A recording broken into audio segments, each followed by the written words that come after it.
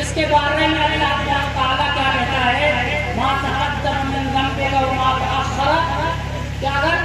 ایک تو ایمان والوں کا عقیدہ ہے کہ نبی سے کوئی غلطی ہو نہیں سکتی، ہم سب کا عقیدہ ہے اور اس بات کو تسلیم کرتے ہیں، لیکن اگر تھوڑی دیر کے آپ مان لیجیے اس بات کو کہ ہمارے نبی سے کوئی غلطی ہوئی ہوگی، اس کا بھی ٹھیکہ اللہ تعالیٰ نے لے رکھا تھا، ہم اس کو معاف کر دیا۔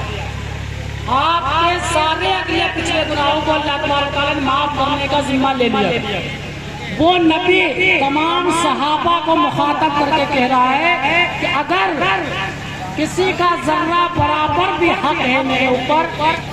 چاہے وہ جان کے اعتبار سے ہو، چاہے وہ مال کے اعتبار سے ہو، چاہے وہ مکانات کے، چاہے وہ زمین کے اعتبار سے ہو، چاہے وہ باغات کے اعتبار سے ہو، بہرحال وہ حق آ کر کے مجھ سے لے لے، کیونکہ یہ نہ ہو کہ قیامت کے دن میری پکڑ ہو جائے۔ تو ایک اس میں انسان ایک کھڑا ہوا تھا بیچ میں، تو اس نے کہا تھا کہ اللہ کے رسول، ایک وقت ایسا تھا کہ جس میں آپ کا کوڑا مجھے لگ گیا تھا۔ اس زمانے میں کوڑے چلتے تھے، تو اس آدمی نے کہا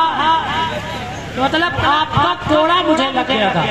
اس کا میں بدلہ لینا چاہتا ہوں آپ سے۔ صحابہ جو حضرت عمر جیسے جلالی،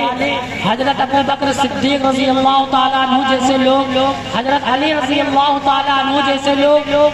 مطلب یہ ایسے لوگ تھے کہ نبی کو کہیں کہ میں آپ کا کوڑا ماروں گا، یہ لوگ برداشت کریں، ایسا ہو نہیں سکتا، لیکن پھر اللہ کے نبی نے ان کو روکا کہ نہیں، اس کا حق ہے، اس کو لینے دو۔ مجال تھا کہ حضرت عمر کے سامنے نبی کو کوئی اس طرح سے بات کہہ دیتا، مجال ہے کہ حضرت علی رضی اللہ تعالیٰ عنہ کے سامنے کوئی نبی سے حق مانگ لیتا، لیکن نہیں، اس کا تعلق آخرت سے تھا۔ اور دوسری چیز یہ کہ ہمارے نبی کو اپنی امت کو بتلانا تھا، کیونکہ ہمارے نبی کا چھوٹا سا چھوٹا عمل، بڑا سا بڑا عمل، سارا کا سارے عمل امت کو امت کے لیے تھے کہ قیامت تک جو لوگ آ گئے وہ کیا کریں گے۔ تو اس لیے وہ آدمی کھڑا ہوا بہرحال، اب صحابی لوگ کو غصہ، لیکن پھر بھی اللہ کے نبی کی وجہ سے کچھ بول نہیں پائے۔ بہرحال اللہ کے رسول، اس نے کہا کہ آپ اپنے کوڑا مان لیجئے۔ نبی نے کہا، تو اس نے کہا کہ اللہ کے نبی، میری ننگے پیر پہ آپ کا کوڑا لگا ہوا، اس لیے میں چاہتا ہوں کہ آپ بھی اپنی قمیص کو اتاریے۔ بہرحال یہ انصاف کا تقاضا تھا کہ اللہ کے نبی نے اپنے قمیص کو اتارا، تو وہ بندہ جا کر کے اللہ کے نبی سے نپٹ گیا۔ ہمارے نبی کے پیٹ پہ نبوت کی مہر تھی، یہ مہر اللہ کی طرف سے اللہ نبی کو عطا کی گئی تھی،